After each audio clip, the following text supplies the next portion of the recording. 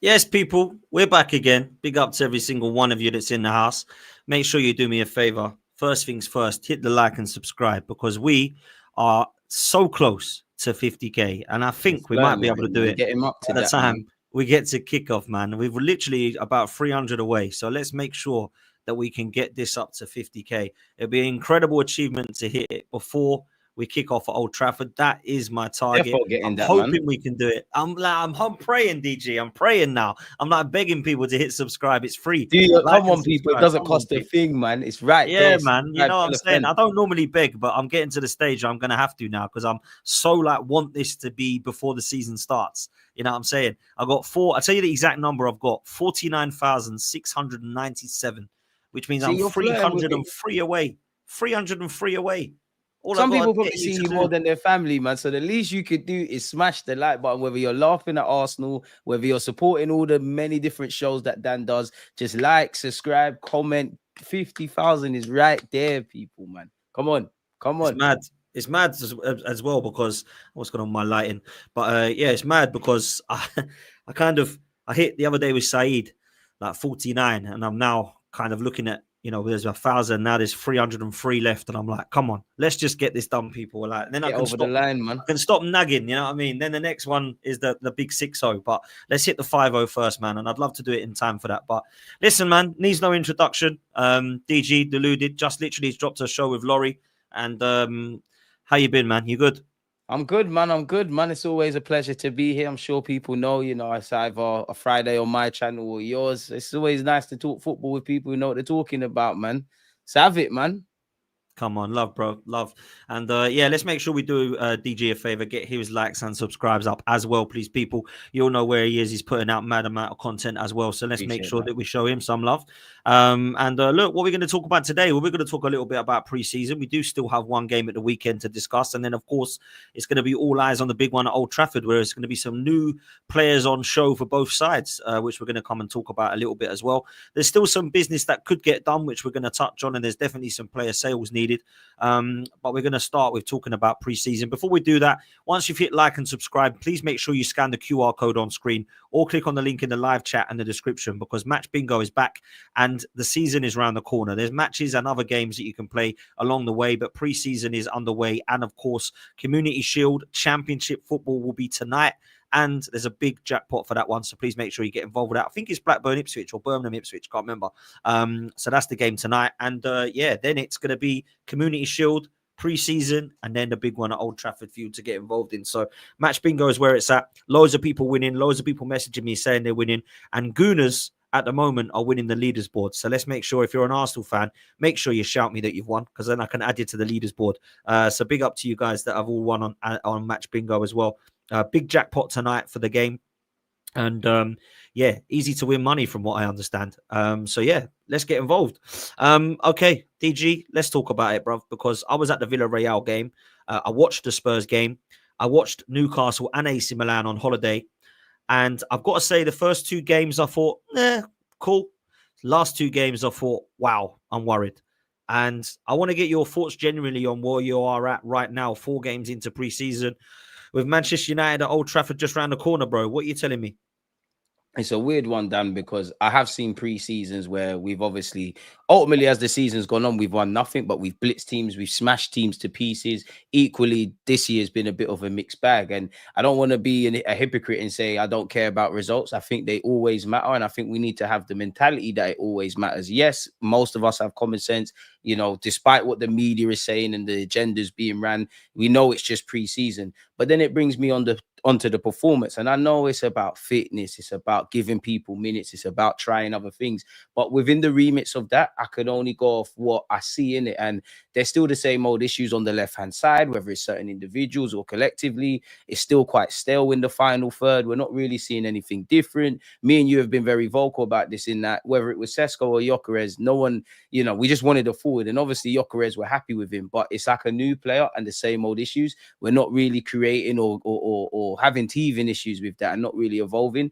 And also, I would say, Dan, as well, as much as this season or this preseason for me has been focused on the attack and the attackers and what we're not doing. And obviously, everyone's got in the back of their minds about winning trophies. I've also not been happy with the level of collective defending, whether it's been open on the transitions, whether it's been all 3 goals that we conceded against Villarreal. It's like I'm questioning the level of focus with our players if I have to. So I am concerned because I'm not expecting, even if there's this alternative universe where everything's amazing, I'm not expecting Old Trafford and so on and so forth. Everything's clicked, all the wrongs are have been positively written, but going off what I see, it's a mixed bag, and I think that's going to go into it, Dan. I mean, it was nice. I'd say the biggest positive for me away from Max Dowman and things like that was actually to see Timber and Gabriel Magalhaes. But I'm a bit concerned about Timber and Magalhaes' fitness. I'm a bit concerned about how we're defending. I don't really think I've seen anything new in an attacking sense. Somebody raised a point to me, and I mentioned this on Laurie's on the stream I just did with Laurie, and that I expect Zubamendi to start the season. I always had the mentality that it's probably going to be you, Rice, and Odegaard. But then someone pointed out to me that Norgaard's actually started more games than Zubamendi. So if it was just based on that and not any other talking points, you probably expect Norgaard to start. I would imagine Kai Havertz, who we heard has had an injury but should be back for tomorrow, I'd imagine he starts up front against United at Old Trafford. So it's a mixed bag, Dan, man. It's the same old issues, really. I just want to see something new in the final third, I guess. Oh, is that muted? What does that mean? Sorry, bro, I was muted. Yeah, I want to have learned something from preseason. I ain't learned anything yet, DG. Exactly. And exactly. if I'm honest with you, not a lot of people liked me saying this, but I'll get your thoughts on it. The players that have impressed me so far are the ones that Mikel Arteta has had the less work to do with. Now, I'm not saying that the minute Arteta coaches you, you're a crap player. That's not what I was getting at, right? What I'm getting at is, why is it that Ethan, that Saliba, that Saka in glimpses, Max Dowman, Lewis-Skelly, and even some of the ones that Arteta really hasn't been able to get his claws in yet, like the likes of Norgaard, Zubamendi, and Mosquera, they're the ones that impress me the most. The ones where we're asking Arteta to kind of sign and coach, Havertz, Martinelli, the likes of midfield of balance. I don't think it's been good.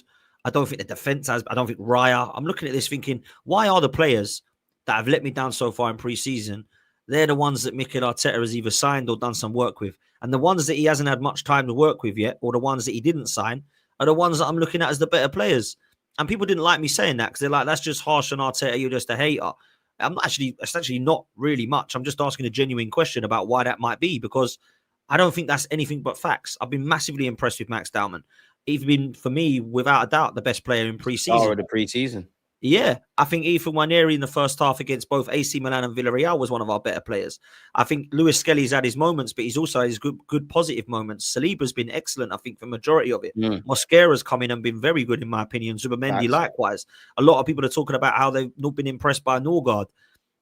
I think the ones that we're looking at, again, are like, right, other than Ben White, who's massively shone in the preseason that was already here, or that Mikel Arteta had signed. He said Arsene Wenger then. So, Odegaard, big question marks. Martinelli, big question marks. Trossard, not fit enough. Calafiori, off again. You've obviously got, who did I say? Bloody hell. Havertz. There we go. Get there in a minute. All of these guys have been at Marino again. You know, like the other night. So bad. Penalty was a disaster as well. Yeah, the penalties weren't good. Yeah, man, I'm looking at it. I'm thinking, is this me or is there something I'm not seeing? Because the biggest question mark I have, bruv, right, is not just Mikel Arteta. Some of the players I think have got to go, right? And some of the players have got to come in. But this style of play is where I want to start with you, right? Because have we improved? Should we be worried? They're genuine questions, right? And it's only pre-season. I've titled it because people are killing me. It's only pre-season. Calm down. But I, like you, have not seen anything different that makes me think, okay, I'm pretty positive about that. I've had a glimpse of a couple of players. Zubamendi looks good by. Mosquera looks promising. I think, Ethan and Max and Miles are brilliant youngsters to come through. And then I'm drying up with positives because I've not been impressed by the style of play. I've not liked the way that our midfielders looked in balance still. I don't like the way that we have underprepared ourselves for Old Trafford because I haven't seen our best 11 once yet, which is what I'm relying on now at the weekend to be playing. Fair point. And I still feel like our attack and lack of creativity is the biggest issue at the club, bruv. I'm not worried, I'm wary. And what I mean by that is obviously it could all change. And if we go and hit the ground running, it's all amazing. But I can only call it as I see it. I think many fans, you do understand that it's just pre-season, and even though we haven't seen our strongest 11 and things like that, there might be reasons. But equally, when you consider all of that, there's still the stench of last season. We haven't seen anything new. Now, granted, Arsenal on the training ground, they might be working on something new in an attacking sense, or whatever on the left-hand side, but that's all theoretical. You kind of want to see it play out, which is why I don't necessarily subscribe to the notion that Mikel Arteta is hiding his tactics and all of that, and he's going to do something random next season. I'd love to see it.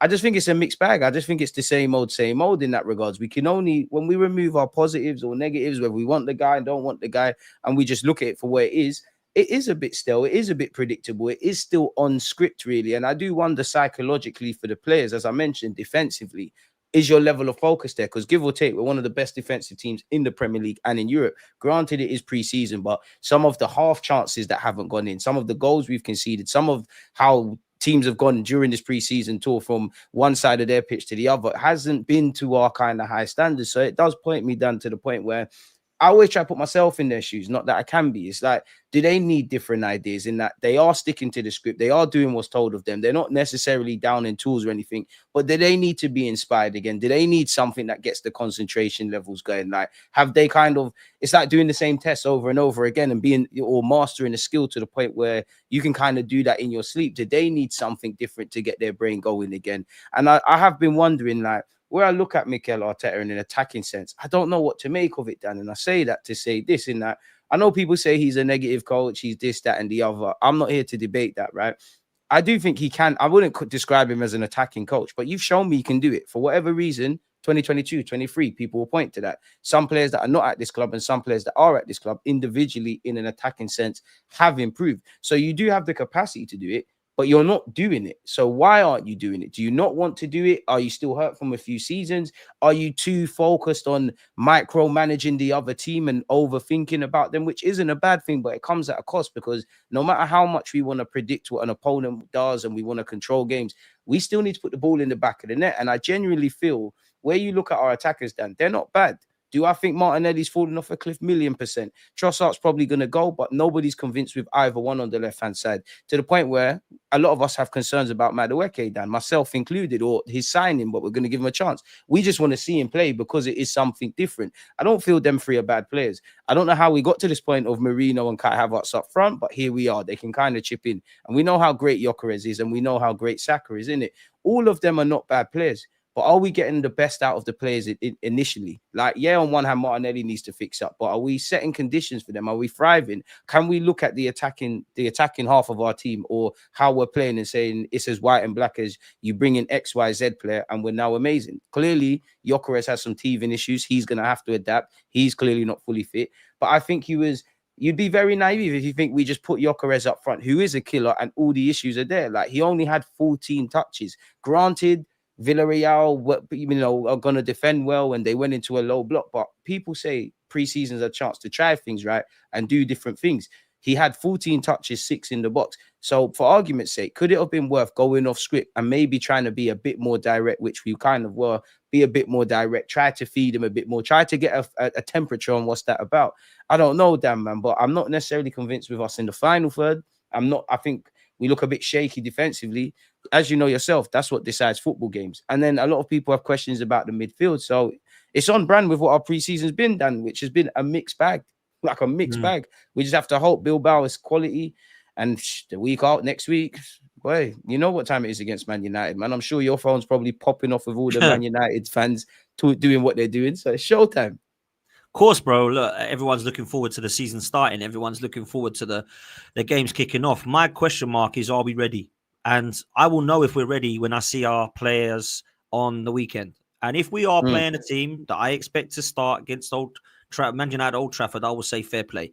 But if I'm seeing Dorgan playing in midfield still, and I'm seeing Zinchenko getting minutes, and I'm seeing, the likes of, Havertz playing up top or Marino up top, I'm going to start questioning what we're doing. I want to see the team start against the one. And it doesn't matter. They don't have to play 90 minutes, by the way. But I want to see us start with the team that's going to play against Manchester United at Old Trafford. And I think that team Raya. I want to see Timber start. I want to see Gabriel start. I want to see Saliba alongside him. Lewis-Skelly. I want to see Zubamendi, Rice, and Ødegaard, which I'll come back to in a minute. I want to see Saka, Martinelli, and Gyökeres. That's the one I want to see. Or if it's Madueke, play Madueke on the left. If you want to start him, that's cool. People say to me, Madueke, play him. See what he's like. Martinelli ain't putting up trees at the moment. So play Madueke if you want. If Gabriel's not 100% fit to start, then you start give your call. But for me, I want to see the team that he believes is ready to play against Man United at Old Trafford. And if I don't see that, I'm going to question what we're actually doing here, because we're going to be going into the team that we believe is good enough against Manchester United, where we haven't played Zubamendi, Rice, or Ødegaard once together, really, other than a handful of minutes. Gyökeres has got a handful of minutes. You know, Marino and Norgard have had more time in midfield than the midfield we want to go with. At the back, Kivior has played a lot more than Gabriel's played. Ben White's played more than what Tim has played. I need to see them get minutes now, DG. This is my problem I've got. So I want to get ready. But I wanted to concentrate on our midfield for a second, right? Because look, Norgard and Marino, I'll get your thoughts on them in pre-season quickly. But the trio in midfield that we want to be seeing is Zubamendi, Rice, and Ødegaard. Now, I've put together a little bit of a tactics thing, and it's a little bit budget, by the way, so forgive me. But it doesn't matter, man. I wanted to give a bit of an understanding of what I'm trying to get across here, okay? At the moment, we expect when everyone's fit, this to be the trio. Now, I haven't put anybody else in their positions because I just want to do some work on the tactics board with these three. So Zubamendi, we know, is a 6. Rice, we know, is going to be the starter that he sees in the 8 or attacking advanced 8 role. And Ødegaard is going to be our 10/attacking wide right player, okay? Now, Eze, forget Eze. He's not here yet. Madueke, Saka, they're going to be wingers. We've got Ethan and Max we can talk about as squad players, but none of them are really going to be playing ahead of Martin Ødegaard at this moment in time. If Eze comes in and people think he should start, let's have that debate when we actually do sign him, because at the moment he's not an Arsenal player, right? So when I look at it, I do feel like this is the trio that's going to happen. Now, I have got no problem with individually any one of these players, but I don't think this balance works.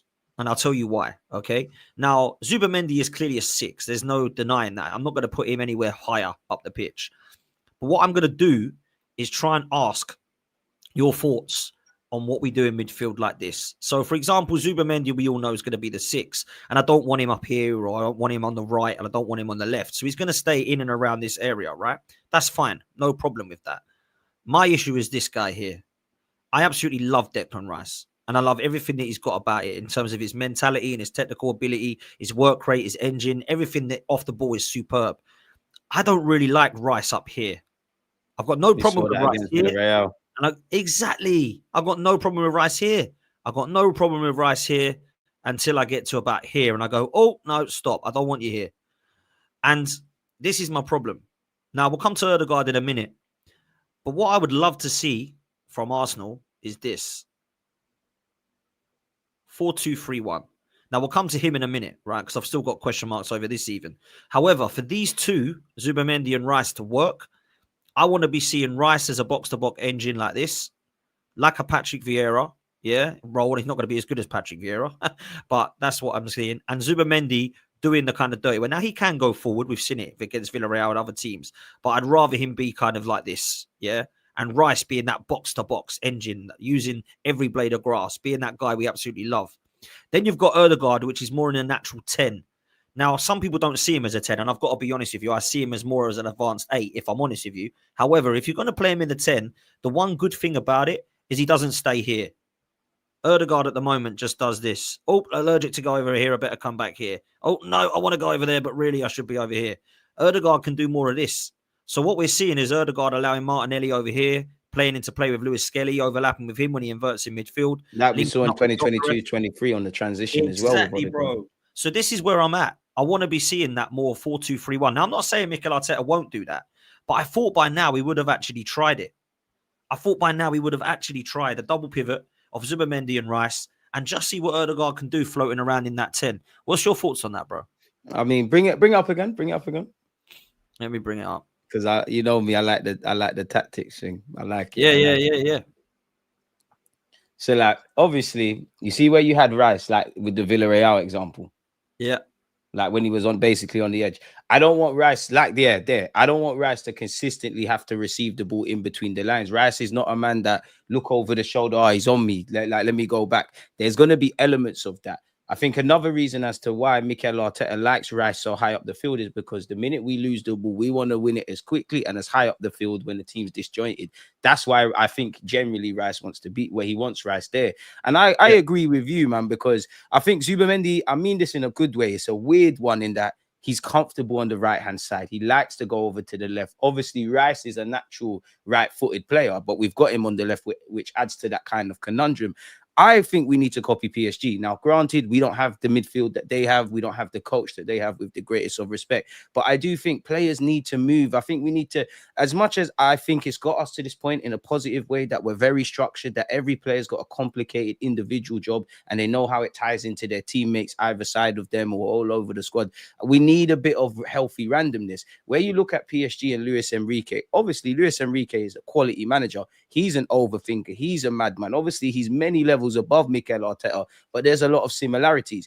The difference with him is he will do all this stuff you see with Mikel Arteta that Arteta's doing, but he realizes that these players also have individual qualities and I have to let the players play, which is why they're promoted to, you know, be a bit street smart. You got to bust your ass and defend, as you see with their attackers and their midfielders, but they got to be competent. There could be times where, you know, Rice would be the 6, as you said, you'd prefer him there, which I don't think Arteta would, because Zubimendi helps with build-up play. But naturally, Zubimendi could venture further forward. All Rice needs to do is, oh, my teammate has gone further forward. Let me go into the 6. Odegaard might think, okay, the manager's told me to be on the right. Let me go to the left. And you see how you start to see how it pans in. I want that interchanging movement. Carrying up the example with PSG. On paper, you'd imagine Zubimendi is the deepest, right? And you see that with PSG. But how many times have you seen João Neves in the 10 role? Or actually when Hakimi's, let's just assume like his timber, Hakimi's bombing forward. Vertaya, who also has been galloping further forward, has the common sense to realize, let me just occupy this right back position for a sec. As much as I like the fact that we're overthinkers and we've got to this point, we've gone a bit stale and unpredictable. And, you know, our players have been in this system for a while. They are relatively street smart. They probably have the competence to do exactly what you're saying there and what I've said. So I just want a bit more movement, man. They've all got qualities where they can mix and blend. I don't really like Rice in the pockets. I want, as you said, you want him driving forward with the ball. You want him even running in behind and scoring. Was it against Newcastle towards the end of the season? Yeah, scoring them kind of finishes. You don't really want Rice in the pockets. That's where you want Odegaard. Of the 3, Zubimendi's the all-rounder in that he might not have the glee on the ball as an Odegaard, even though I think it's very close. He can do a bit of that. He's not going to be known as a physical kind of man that you have Rice on paper, but when you look at him, he can do that. Arteta's got the tools, bro. You have to use them. I think Arteta has to, as much as he's battling himself and battling the fact of winning the Premier League, you've got to fight against your own philosophy. Now, in life, if you want to get to a new level, whether that's in your personal, professional life, you have to become a new version of yourself, in which the gaffer has shown in the period till he's been here. But now to get over the line, I think he needs to find that balance of being systemic, being overcomplicated, but utilizing these players, man, because these are not bad players. Even going back, I know we're focusing on midfield, but going to the attack, some of those players, whether you rate Martinelli, all of these guys, they will go to other teams and they might not win or be held in high regards, but they probably look a lot better. And a chef can only complain about his ingredients for so long. So this is where I need the gaffer to do stuff now, man. I think you're bang on, man. But that's just what I wanted to see, man. I needed to visualize it as I was speaking, my boy. Of course, man. And look, I'm with you. I like to visualize it sometimes and go through it. But in this 4-3-3 or 4-1-4-1, if you want to call it, the only player I'm happy about is this guy. He's the only one I look at and go, yeah, I get it. He's definitely the 6. I don't like him here. And if I'm brutally honest, I don't like him here. The only thing that I could see would work would be this. And you might even put Rice over this side on his favourite right foot and put Zubimendi here and then Odegaard here, whatever you want to do. But change it a bit, man, because I need to see more of it. It's frustrating me seeing Rice up this way, Odegaard up this way. Rice is allergic to coming over here. Odegaard's allergic to going over there. It's like, hang on a minute. Like, there's a chance for you to actually really change this. And it's so simple. And then you've got a low block as well, which obviously you can't see it on screen, but you've got the rivals doing the low block and it's 100% playing into the hands. 100%, bro. 100%. And Zubimendi, I've got no problem. All you need to do is, hang on a minute. All you need to do is drop Rice and then put Odegaard there. It's not like we're asking, everyone to come in this way and be like compact and all that. I'll be thinking, what are you doing? Like, it's simple. It's so simple. Try it. And I'm surprised he hasn't done that in pre-season yet. He's been more interested in trying to integrate Marino and Norgard together. I'm just like, what are we doing here? Like, no problem with them playing, but don't play Norgard and Marino more than Zubimendi, Rice, and Erdegaard. And that's what he's done. I don't get it. Unless neither of them are fit, all three of them aren't fit. I find it bizarre for me. So, look, that's what I wanted to start with, was the midfield. I think the midfield balance is the biggest issue at the club right now. I understand the creativity, understand the attack, understand the striker. All of those things get cleared up once you get your balance of your midfield right, which is why the department of football that's the most important in the game is the midfield. You need a quality striker and a quality goalkeeper. You need a solid defence. Don't get me wrong, but none of that matters, as we've seen with Manchester City. Once you take your midfield and split it apart, it gets absolutely waltzed through, which is why they've had to go and get Rodri back, bring in Reinders, bring in Cherky, hope that Foden does more. Liverpool have done the same over the years when their midfield weren't good enough. Arsenal, we didn't have a DM for how long? Thomas Partey walked into the club. We had Alex Song and Coquelin before that, Granit Xhaka. It was never balanced, and I'm still looking at us to get balanced in midfield, man. So I've got to be honest with that one. Listen, people, and that's before we even mentioned Lewis-Skelly and that. Well, we'll definitely come to that as well, because I want to get your thoughts on him. There's nearly 900 in here, people. Make sure you hit the like button. Make sure you hit subscribe. We are now under 300 away from the big 5-0. So let's make sure we hit subscribe if you haven't done so already. It's free. Make sure you do the same for Deluded. His link is in the title of this video. So make sure you go show him some love as well. And Match Bingo, QR codes in the corner. Listen, let's talk about Victor Gyökeres very quickly, because I feel like everyone's lost their minds about this a little bit. I can't be honest with you, bro. Look, 15 minutes against Tottenham. I think it was about 17 to be exact. And just below 50, I think, against Villarreal. And I've got rival fans asking me why we haven't done the celebration yet. Why has he not got hat-tricks? Why does he look worse than Havertz? What's happening? Nasty agendas. Hang on a minute. Let's just calm down one sec. The guy hasn't played football for ages. I do think he should have played more minutes. Don't get me wrong at the moment. However, I don't know his fitness record. I don't know that more than the fitness coaches. But the rival fans need to just hold fire a little bit. Like, I did not expect in 60, 70 minutes of football Victor Gyökeres to have put 3 in by now, right? So the issue I've got is not, wow, Victor Gyökeres don't look great. My issue is more the other way. Nobody realizes we've got a central focal point at the moment, because we didn't play any differently with him than we did Kai Havertz. And this is my big problem when it comes back to Mikel Arteta and his style. I remember back when we went for a title race and we were 8 points clear in 22-23, and I thought, wow, we look quick. We look great on the counter. We look physically ready. We look sharp. We look hungry. We look like we have passion and desire. Now it's very rigid. It's not fluid. We're not really allowed to express ourselves unless you're a 15-year-old. We're not really got any kind of micromanagement. Is way over the top. I think it's fling balls into boxes and hope someone can get the end of it. And again, against Villarreal, we scored a penalty and from a corner. So I think that is my biggest worry when it comes to Victor Gyökeres. Yeah. Are we going to be able to create something? Are we going to be able to change the style to fit him? What's your thoughts on it, bro? I mean, it's a double-edged sword in that the players have got to do it, but then it's like we give or take. I know I was quite critical of what we and you've just spoken about our midfield. We've just spoken about defense, or I touched on defense. I think we're spot on, quote unquote, with what we want to do in the defensive third. Middle third, okay, we can criticize it, but there's fairly some competence there.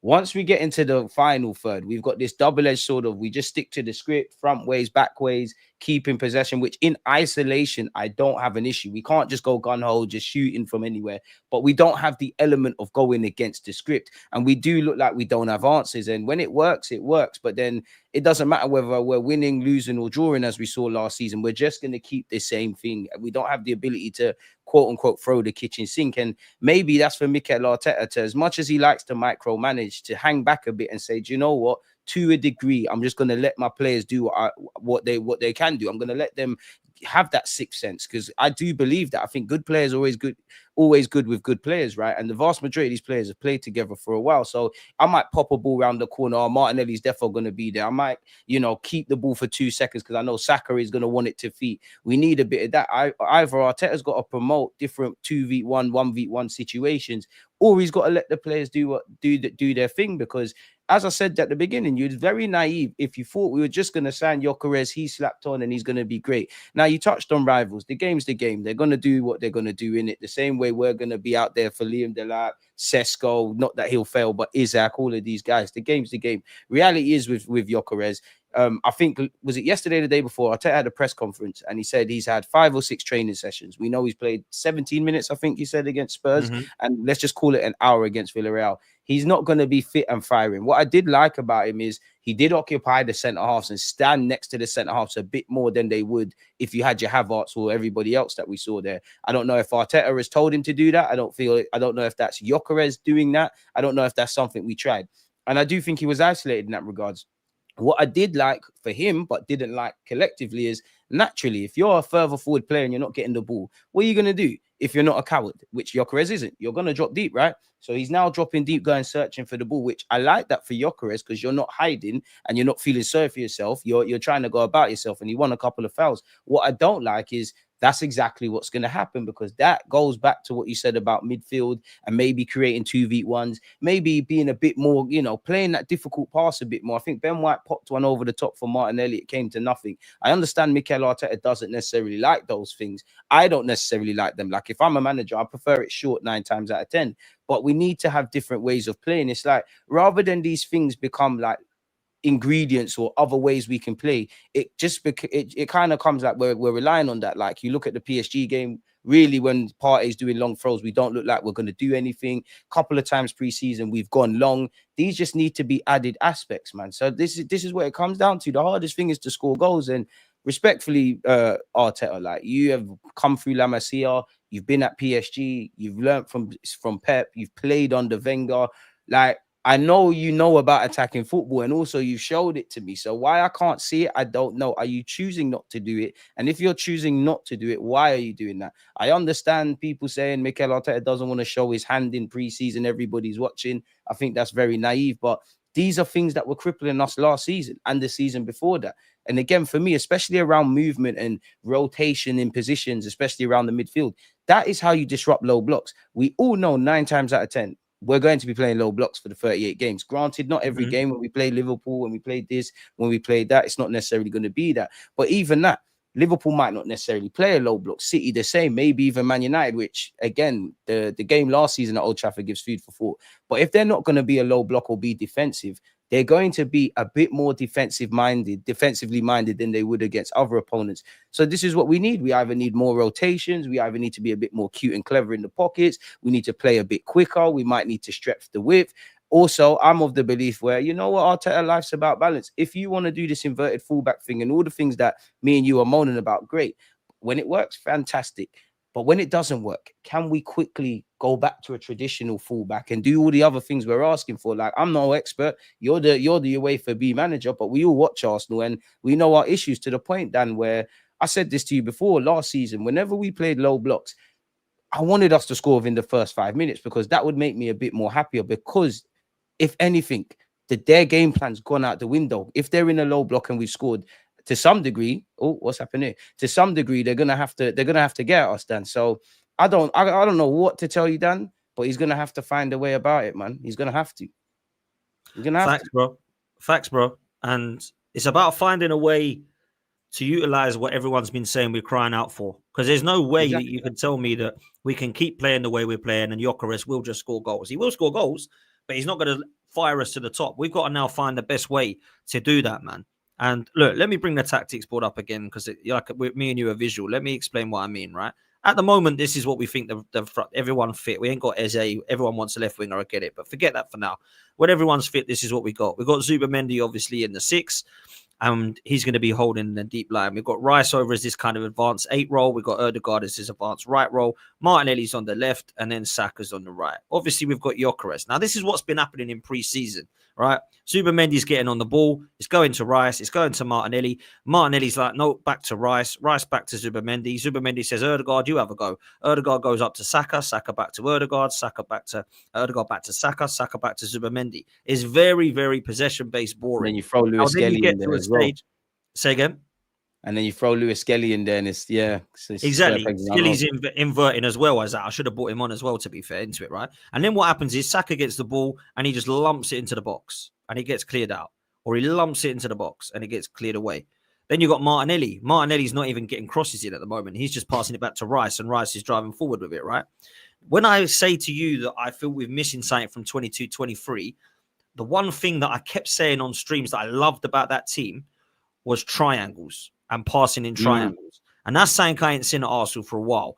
But when you drop Rice and Zubimendi into this double pivot, bring Ødegaard into the mix more centrally, and you have Martinelli and Saka here, and Gyökeres against Villarreal was like here. He's like here. He's like here. I'm like, what are you doing? Get in the box. I need you more. But he's dropping out wide to try and get involved. He's dropping right to try and get involved. He's like, someone give me the ball. Like, what's happening here? What I think this would do is allow for some triangles to come back. And I think we've missed this, man. And what I mean by triangles is Rice and Ødegaard, or Martinelli. So, wrong one. Where are we? This one. Rice and Martinelli. Yeah. Martinelli and Ødegaard. And Rice and Ødegaard as well. So these triangles are happening. And it happens over here with Zubimendi and Ødegaard and Saka and Zubimendi. We've got these triangles that I think we need this as well. Exactly. And we haven't seen this for so long, bro. We're going back to 22-23 here. Yeah. What that then does for Gyökeres is it's like, right, I don't need to drop deep and get involved with all this. I can just be here. So that when these triangles are working down the right and the left, I'm here as the focal point with my hand up going, yeah, go on then. I'm in. Do you know what, Dan? Put Lewis-Skelly on. Put Lewis-Skelly on.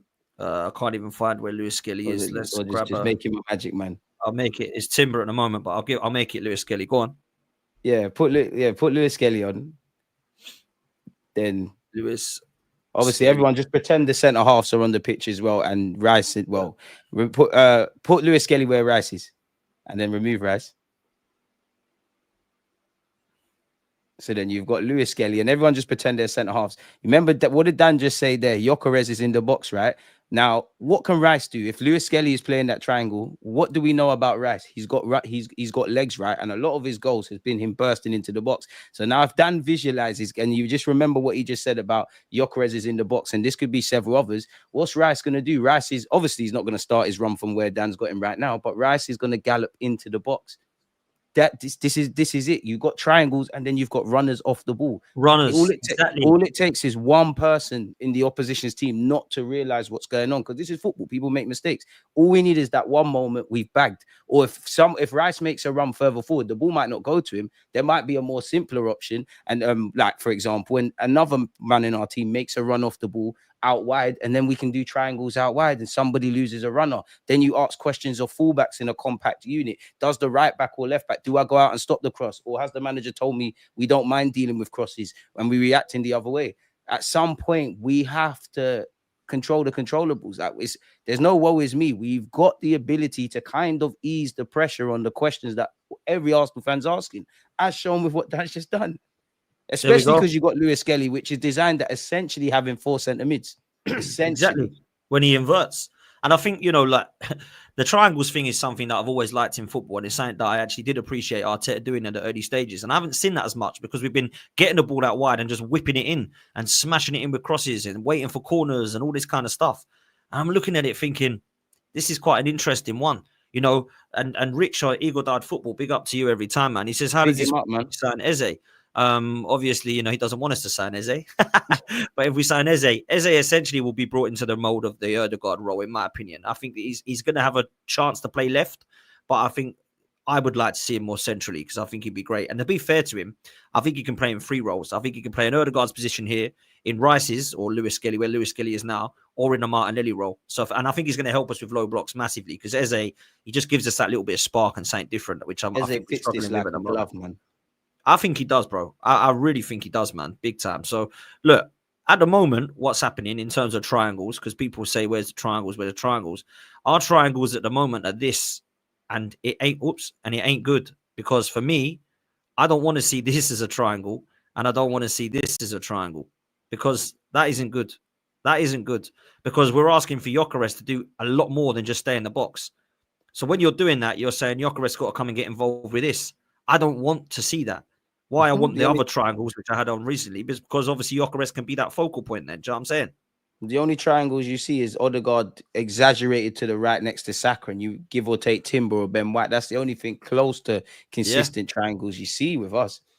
Yeah. This is where I'm sure Arteta's got his reasons. This is where, like, you wish you could have it, which we obviously can't because no one don't know Arteta. You wish you could pick his brains and see why are you saying these things? Like, why are you doing things like this?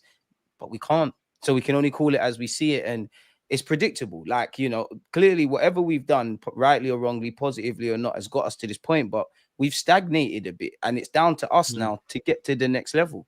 And a lot of it could be eradicated with our manager just changing what he's doing, in my opinion. Facts. Anyways. No, you're absolutely right, man. This comes in with a super chat from Ricken, who says Arteta's intent is let's not lose instead of let's win. They have to find a way to release the handbrake, or it'll be the same stale stuff. With Gyökeres isolated and no one willing to take the risk to find him. This is where I think we're at in terms of this super chat. And big up to you, Rick, and I appreciate the super chat, bro, every time. Look, he's absolutely bang on. Victor Gyökeres coming into this club is absolutely brilliant because of what he is about. But if you do not give him the ball, make chances for him, create anything for him, he will just be like a Haaland and not get the ball. Now, Haaland has got enough about him, and I'm sure Gyökeres will, to score goals still. But there has got to be more of our style changed. And I want to be seeing the absolute blitz that we've seen from 2022, 23, and the back end of 23, 24. And at the moment, I've not seen it for a long time. For the majority of last season, I didn't see it. I saw it in glimpses last season against Man City, against PSV, away. Real Madrid obviously was really good. We played more like we did in 22-23 in the Champions League of last season than we did in the Premier League. Yeah. It felt like the handbrake was off more in the Champions League. If you remember Real Madrid at the Bernabeu, I was like, Jesus, I didn't expect this to be this open. I thought we were going to be like a lot more space, generally, the European sides. Facts. With the exception of, I'd say, Atalanta and Inter Milan last year, if I remember correctly. But yeah, generally, that was tough. Yeah, them two were tough. Italian teams always are. But yeah, I think Gyökeres will have a good Champions League campaign with Arsenal because of that. I actually do think Gyökeres might have a really good Champions League with us, as well as the Premier League, because I think, like you say, you get a bit more space. But I don't think it's been Victor Gyökeres has been no good. I think it's been, one, he doesn't look 100% fit yet, but two, I don't think the players have actually provided much for him. I can't look at any clear-cut chances he was given. If I'm honest with you, he had 14 touches against Villarreal, and against Spurs, he had about 4 touches because he was on for about 10 minutes. At the moment, I need to see more. And that goes not just for him, that goes for Zubimendi, Rice, and Ødegaard together. I want to see that more yet. And I want to see Madueke more because he's had 10, 15 minutes because of coming back from the Club World Cup. So I think it's still very early, if I'm honest. And I still haven't seen our best 11. And I think it's fair for the likes of Igal and some of the other people that are like, let's calm down, to say, we haven't even seen our best 11 yet. My problem is every player that I've seen has played the same style of football because of the manager. So that's why I'm looking at Mikel Arteta as the most disappointing thing this pre-season, because I haven't seen him change his style at all. It's been very, very stubborn, very much, nope, it's about not losing games. Well, guess what, mate? We've been conceding goals and losing games in this pre-season. So it ain't working. Change something up. And hopefully there's a few things I've said there which make sense to people. Obviously, Mikel's not watching, taking notes, yeah? Be nice, wouldn't it, if he was taking notes from me and you, GG? However, Amen. This is just our opinions, man. This is just opinions of how we can change things up. Because I didn't expect to get to pre-season and get to the end of it and say, wow, the 15-year-old's our best player. And that is the problem, because the 15-year-old hasn't been micromanaged, and he's raw, he's fearless, he's got intent to go forward and shoot. Playing on instinct, essentially. And he's exactly that. He's raw and he's playing on instinct. And that's why we're seeing the glimpses of him and Saka, Martinelli, Ødegaard, Havertz, Marino. They're not playing like this. So that's my kind of biggest concern, really. But look, we look forward to seeing what happens in the coming weeks. There's still business to be done. Players in, players out. Let's concentrate on the outgoings first, because a lot of people are saying that we're going to have to get rid of some of these players. Name me some players you expect to see leaving the club, bro, because we haven't seen Fabi Vieira or Lokonga at all this preseason. Zinchenko's been put in the shop window a couple of times. Jesus is back on grass, so hopefully he's able to pass medicals if anyone's interested. Martinelli and Trossard's future's up in the air. What are you telling me, bro? I think Karl Hein, the goalie, probably gone. I think Trossard's gone. Like, I honestly think he's gone to where? I don't know. I just think he's gone. Fabio Vieira, we've all seen the Stuttgart stuff. He's probably gone. I think Nelson will go. I actually am not starting to believe he'll go permanently. He'll be a loan to Fulham. Zinchenko, I don't think he's going, you know. I don't think he's going. I've said to you before, I want a left back. I think the club feel like that as well. And they might just keep him, let him run down this deal, even though I would argue needs to probably leave. I am starting to think Kivior is going to go. I wouldn't let him go, especially with this Magalhaes stuff. But I just think Kivior's always thought, you know what? I want to go and get some first-team football. I've given a good crack of myself trying to make it at Arsenal. It probably hasn't happened. With the caveat of Magalhaes not being fully fit in Calafiori's injury. Who else have we got? I don't know if I've said Nelson. Nelson's probably gone. Apart from that, I don't think Martinelli's gonna go. You'd imagine Lokonga's gone, but you know, I think big up the latte firm. I think they said with Lokonga, he might go on loan if we can't get any buys from him.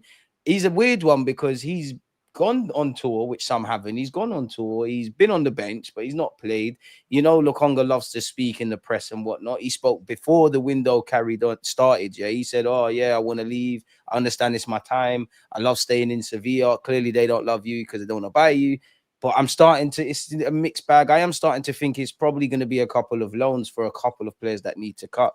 So Dan, I really don't know, but hopefully Berta's going to have to get us something because there is this belief us Arsenal fans probably having that whether we're not broke and we're not under any PSR issues, but we're all of the belief that if we don't get certain people gone, you can forget about Eze, you can definitely forget about Rodrigo and anything in between.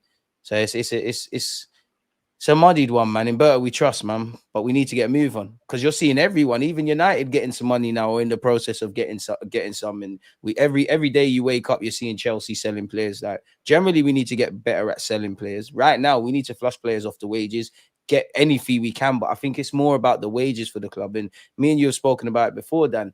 Last season, I do think there was a big element of trying to decrease the wage structure. So. I don't know, man. Berta's got to get a move on, man. Feel sorry for the guy. He probably ain't slept in the last few months. I do feel sorry for him, man. You know, if we said to him, "Oh, Andrea, this is a summer. We need 2 or 3 players in. Do you think you can help?" I'd be like, "Yeah, that's fine." But we basically said to him, "Look, we need 7 or 8 players. We're probably going to lose 5 or 6. We need money for them, and you need to bring on 5 or 6 players that are on new contracts now that we need to keep." He's like, "What? Wow, there's like 3 sections there. You want me to play?" Sell players, buy players, and keep players on long-term contracts. Plates. Wow, this is spinning plates. And, you know, fair play, he's trying to do his best job, but we need to do more. The one thing I am looking at him, though, is can you get money for players? Because Liverpool at the moment have managed to get 60 M's for Darwin Nunez, 65 for Luis Diaz. They're looking at getting 40 million for Harvey Elliott, almost 40 for Kwanzaa. Chelsea, meanwhile, have got 40 for João Felix. They're looking at 52 for Madueke, 60 for Jackson they're looking at. And we're sat in there thinking, can we get 10 for Zinchenko? Like, we need to do better here, man. We need to do anything, better. Man. You know Nelson and Zinni on 100 grand a week. Like, that's 200k saved by them going towards Eze or whoever. Facts. I need to see players like that leaving. Like Nelson, I love Nelson, but I want to see him go and get a club permanently, not another loan. Lokonga, just get 5 mil. Just get him gone. Just like go, Zinchenko's on a lot of money. If we have to take 12, 13 million, do it just to get him off the wage bill. And then likewise, Fabi Vieira, I think they're saying 15 to 20 million. Like, I need to see these players going. Now, I know we're not going to get unbelievable amounts of money, yeah? But come on, like, let's just be real. We need to be getting players gone now. And, players also need to come in. Look, I've put a poll in the chat. Let me know what you think. How many more players do Arsenal still need to sign? The options are 1, 2, 3, or over 3. Let me know what you think. At the moment, if I'm honest with you, there's a lot of people who are mostly in agreement with 2. 40% of you are saying 2. 15 say 1 more. 18 say 3 more. And 25% of you still think we need 3 and more players over 3, which is still a long way to go. So look, get your voting in the chat. It's in the live chat now. So just click on one of those. Over 40% of you say we need 2. That's where I'm at, DG, at the moment. I think we need 2 more. I think we need an attacking midfielder and a left winger. Somebody like Eze and either Lookman or Rodrigo. That's what I'm looking at now. Where are you at, though, bro? I'm with 2. I would put asterisk 3 just because I think we need another left back in the squad. I'm not going to say I'm concerned, but that is an area the left hand side, or specifically our left sided options. I know probably Mosquera could go over there. Calafiori, if it is cool. Worst comes to worst, you have got the option of Timber there. Absolute max option. Kivior could go over there. I don't really want to get over into this kind of stuff, but you get where I'm going. Zinni, we want him gone, but there's an option. But I'm with you in the 2 you said, innit? Like, I want Eze, multifunctional attacker that can play in a bunch of roles. And if you could get an out-and-out left winger like Rodrigo, or that he can play in other roles, great. I kind of accepted, if I'm honest with you, that it's Eze and done, because I think Madueke will be that left winger. I know Mikel said he's going to play in both roles and whatnot, but I'm sure towards the end of last season at Chelsea, played off the left. And just naturally, where are you going to get your first team football? It's going to be off the left-hand side a lot more than off the right now. So I've accepted that. You don't buy a 23-year-old in a World Cup year and all of that kind of stuff. Yes, we need competition, but he's going to play. I'm not saying he's going to be a regular, but he's going to play a lot more than some make out. So I've accepted that. So Dan, really, I'm with you in that. I think it's 2 to 3. Well, 2 as a minimum, 3 if you include what I said about a left back. I don't think it will be. I think it's Eze and done. At least where attackers are concerned. If we can get Eze, because there ain't been no real. Well, there's been real links, but there's been no progress really. We've spoken to his camp and that we ain't. There's been no bids. We had no willingness to activate his release clause. And I don't mean this in a disingenuous way to Eze. And I'm not instigating that Mikel Arteta and Arsenal do not like Eze, right? But how much did they rate him? Now, we know you can never have too many good players. We know we play a minimum of 50 games next season if we go all the way in all the comps at 50 plus. But how much did they rate Eze? I don't want to say, like, get on to Odegaard, but he's the captain. He's going to play. He's Arteta's boy. He's going to play him. So I don't know if Eze is going to start ahead of him. Of course, he could take his spot. I don't know if either Zubamendi or Rice will be dropped out and you'll go with 2 8s. I don't know if he sees Eze as the genuine out-and-out left-hand option, which I do think he does with Madueke. So do they look at Eze and that he's a player that we like? We would obviously like him at the football club, but if we can get him for a fee that we think is acceptable, which clearly and truly is not the release clause or the expired release clause, are we as heavy on the Eze case as much as led to believe? I don't know, man. Yeah, I know. It's gone quiet, bro. It's gone quiet everywhere for incomings for Arsenal. And look, I've got to be honest, I'm worried about who we do bring in, if we do bring in anybody else. But, I mean, we're going to have to. Big up to Nikhil, excuse me, for the super chat. I actually agree with this totally. It says, Broskis, it looks like Lookman's available. If we can't get Rodrigo, we should go for Lookman, who's put in a transfer request now. Lookman and Eze would be mad. I agree. If Rodrigo's staying at Real Madrid or doesn't want Arsenal, let's go for Lookman. He's cooking. He's Premier League proven. He's done it before. I know people are saying it was a flop or whatever in the Premier League, but it's not like he's never played in England before. I think he's cooking. He's been good in Europe. He's definitely better than what we've got. And his stats don't lie. He gets goals and assists. So I think that would be good. Eze likewise comes in, helps us with a low block, gives us creativity, allows us for competition in certain areas for Martinelli and Odegaard. I think both of these signings would be very good. And they're both realistic as well. Lookman's not going to be like 100 million euros. Eze's not going to be 100 million euros. You know, you're probably going to need 100 odd million pounds for both of them. But let's just be real. Like, we could easily get them. Rickin as well makes me laugh with this super chat, DG. He says, someone needs to show the Saudis some Leverkusen clips from Kai. Convince them that he's still that baller. 50 million is fine. Cheers, lads. Look, I think we could sell Kai Havertz next summer, but he ain't going anywhere this summer. And I would take 50 M's for him now. If someone offers me 50 M's, I'm saying yes for that. And I'm going and spending that wisely on another striker. So, yeah, that's what I'll be saying. But, yeah, man, look, Eze and Lookman, I think, would be 2 good options. But Eze and Rodrigo is the dream. To be honest with you, look, I don't know what your thoughts are about the scenario of Kivior, because Kivior is suggesting that he wants first team football, and we've been linked with Jeremy Jacquet over in France, the Rennes 19-year-old. Do you see that as a bit of a backwards move? I mean, I appreciate Kivior wants first team football, but he was exceptional for us at the back end of the season. I want to keep him because he's a good backup. But if he wants to go, Jeremy Jacquet is going to have to come in. We're going to have to bring somebody else in. What's interesting is Mosquera and Jacquet kind of play opposite sides. So Mosquera's more seen as a left-sided centre-back, and Jacquet is apparently more as a right-sided centre-back. So I think we'd have then a bit of a difference between Mosquera would probably cover Gabriel, or Calafiori would if he's fit, and then obviously Jacquet would cover Saliba. What do you make of this rumour, mate? I mean, in an ideal world, you put the money down for the Rennes lad and then you loan him back out. When you loan him back out, you do what you did with Saliba, because I think he's played 11, 12 times for Rennes. He was on loan first half of last season. He then got his way back in there. He's 19, 20. You're not going to be the finished article. And obviously, it's easier to put young attackers. Obviously, a young attacker could lose the ball in the attacking half and the other team goes down the end and scores. But mistakes made in for young defenders is like, it's more fatal, isn't it? So I want him to just go out, stay on loan. Let's just do the market opportunity thing. You are right though. If Kivior goes, we do need to bring another one in because we can't bet on anything. I would like to keep Kivior. You know, I've never thought Kivior was a bad player. I've never thought he was, quite frankly, anywhere near the Arsenal level. But you impressed me towards the end of last season and you earned my trust. And the reason I wouldn't let you go is because Gabriel Magalhaes, how fit are you now?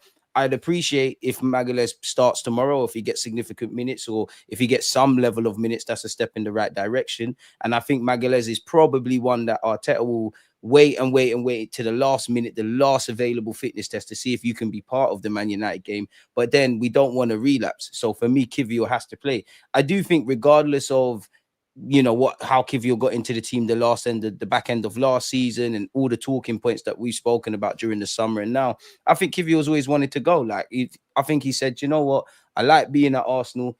I'm not going to force my way out. I've given it a good opportunity, but you've brought in another defender. I know the people that are ahead of me in the pecking order. Even Calafiori, until the injury, he was starting. I can't read too much into preseason, of course, but he was the starting left-sided centre-half before Kiwior. I want to keep Kiwior for depth. I want to keep him because I'm scared around the Magalhaes thing. I could understand if he wants to go. I could understand the rhetoric if they wanted to let him go. But it has to be for decent money, man. Apparently, Porto have bidded, and it's less than, it's the same fee from what we paid for the guy. Like, something is wrong there, if anything. I don't want to force Kiwior out, but you don't want unhappy players. And maybe the club are looking at it as, do you know what? It's all fun and games saying sell Kai, sell Jesus, sell Lokonga, sell Nelson, but there might actually be a market for Kiwior. Like, there might genuinely be a market for Kiwior. There might not be the markets for them because, you wheeled off a long list of players that have been sold by other clubs. One thing Arsenal fans, including myself, we've said, we've got mediocre players or players that are past it on big wages. Kiwior's actually a half decent player relative to the teams that want him. He's probably not on massive wages, and that might be an opportunity to get a decent fee. But I wouldn't let him go now, man. No, neither would I. If say something comes in mad money, you get 45 M's or something, then of course I'm going to say yes to that. You're never going to be able to sell him for that, right? So I'd say fair play. But I wanted it to be that. There's no point of us going for Jeremy Jacquet, let's say, and lumping down 30 million on him and getting 35 for Kiwior. You might as well just keep Kiwior. So if Jeremy Jacquet is going to be 15 million euros and we can get 45 for Kiwior, then maybe I'll consider it. But other than that, I think I'm quite happy with what Kiwior was bought in terms of strength in depth. I do think he's a left-sided centre-back. He's not a left-back like he was trying to play him. So I think he's fine as cover, if I'm honest with you. But look, let's end on Mikel Arteta. A lot of people have asking this about where he goes next, or does he have to win, or he goes over. No point giving my thoughts. You know him. Everyone knows him. I would have already got rid of him. And this season, it really is make or break for most of the fan base, is saying that if he doesn't win, he's got to go. And if he does, he stays. Is it as black and white as that for you, bruv? Nope. It's not, man. Because honestly, I feel the club would not. I'm not trying to, I don't want us to be all toxic and all of that. Yeah. But externally, the people that work at Arsenal and the people that play for Arsenal Football Club, if we part them off on one side and talk about the external factors, that's me, that's Dan, that's you lot in the chat, that's all the media stations that made a big song and dance about pre-season and Arsenal have to win and Arteta spent X, Y, Z. David Ornstein and all these guys in the Athletic, what do they come out and say? The Arsenal want to win, but they're not really fazed by the external pressure internally. So that tells you that even if we fall short, it's not to say there won't be question marks and answers, but it's not necessarily sackable offenses. Dan, I've said it on your platform. I genuinely feel if we don't win a trophy next season, Arteta is not necessarily gone. I think what would mean Arteta is gone is if there's no Champions League, there's no bums on seats. This is now where the Cronkies start thinking about what's kind of going on. We need to deliver. You need to ideally win the Prem. Well, the dream for me is the champs. You need to win the Prem. You need to win a trophy. That's not me saying, the FA Cup's acceptable for 6 years, but to save some level of face, to shut up some level of fan, not having a day out at Wembley, not letting these players lift something is absolutely unacceptable, really. If he does get outside the top four, he's gone. We all know that. Arteta, you got to deliver now. You're a good coach. Show you're a winning coach. And I think a lot of people that make excuses for Arteta, clearly I'm a fan of Mikel Arteta, but I'm a bigger fan of Arsenal. I feel a lot of people that make excuses for Arteta, they don't rate him as much as they say they do. If you're going to waffle about we got more points or wins or goals or whatever than the Invincibles, most wins of 2024, all of those great statistics, yeah, you clearly think the gaffer's all right. You can't blame nothing. We've sniffed at it. We've flirted at it. Until Arteta gets over the line, I genuinely feel every option should be on the table, whether that's getting rid of the guy, whether that's keeping the guy. He's not shown he's a winning manager. And I don't mean this in a disrespectful way, Mikel Arteta, but in the same way Wenger paid off the stadium, the academy's pumping. We're in a situation now where whether people like it or not, we're spending 105 million on Declan Rice. We're spending mad money on Madueke, relative mad money on Madueke, on Havertz, on these kind of guys that are not really worth it. We're in a scenario to do that. So Wenger's planted the crops. Arteta's kind of, sorted it out. He might be the guy that steadied the ship, and the next manager comes in. Now, granted, the next manager could come in and be worse. All of these things are factors. But one thing is guaranteed: if you keep doing the same thing, the same things are going to happen. And the people always say, who would we want to get? What if Mikel Arteta said, I've had enough at Arsenal. I feel like I've got close. I can't do no more. I'm leaving. You're going to have to get a new manager, right? So until you get over the line, everything's on the table, including you potentially leaving your job. I don't think you've done anything. I commend you for what you've done, but I don't think you deserve, for me anyways, I can't tell anyone else, my unlimited, unwavering backing. Like, everybody knows I was with Wenger to the end. And I could understand if we won Premier League trophies or whatever, and people became apologists of Arteta and whatnot, if we done that, because you've got something. Like, I'm exaggerating a bit, but I could understand if some Chelsea fans at a time wanted Jose gone, wanted, Liverpool fans wanted Klopp gone, PSG might want Luis Enrique gone, but they've got over the line. We're not entitled. We know we're Arsenal. We're not going to win every season, but we've sniffed at it. We've got a decent record in the Champions League. We're not getting battered in the top 6. It's a difficult day. When we cut the rival banter and that, it's a difficult day playing against Arsenal. You've got us to this point, but now we need to get over the line. And until you do that, everything has to be on the table. My only quest is Arsenal winning major trophies. If we can do that with these players in this gaffer, great. But at some point, we're going to have to rework stuff. You need to get a parade going May 2026 in Islington for me, Dan, man. You have to. Facts, bro. Look, simple as that. It is simple, man. I am literally in this bracket of you need to deliver. If you do not deliver, we need to see change. If the Cronkies are not interested in change, which they weren't in the summer, and I think they should have been, then they are essentially the problem, which is why I'm frustrated with Arteta in terms of his stubbornness and the fact in pre-season he's not wanting to change enough, not wanting to try a different style of play. But essentially, I'm not going to be frustrated with him. I'm frustrated with the Cronkies if they're going to keep this guy here, if he's underachieving. I think he has underachieved at Arsenal. People think he's overachieved.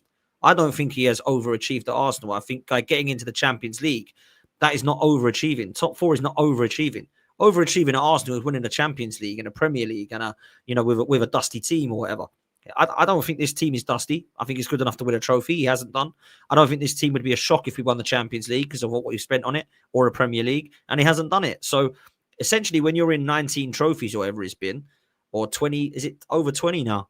And he's basically won 1 out of those 20 plus. You've got to look at it and say it's been failure.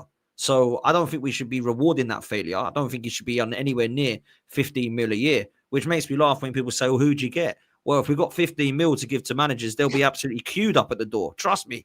Yeah, Luis Enrique ain't getting that PSG. So that's my number one after Mikel Arteta. If he'd ever give us the time of day. Unbelievable if we got him. So look, last super chat of the day before we close comes from BM at Scotland. Legend, man. Says Celtic fan here. Always been a fan of Celtic over Rangers, bro. Love your content. Thank you so much. There's great convo.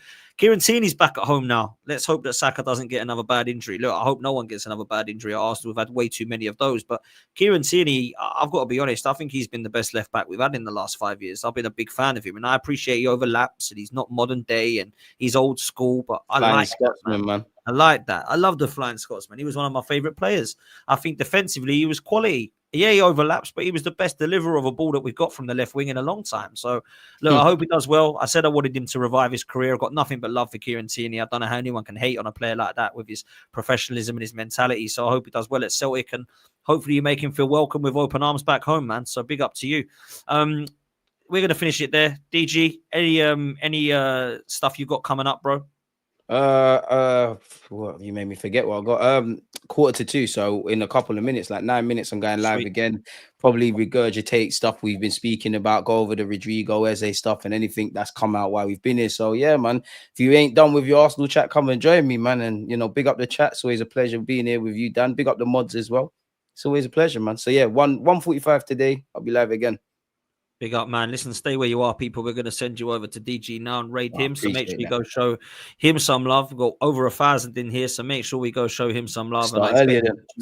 So we'll go over there, man. And DG does great stuff. He's always got good guests on as well. So make sure you show him some love. I'll be back later. I'm on Lee Judge's stream around about 7 o'clock UK time.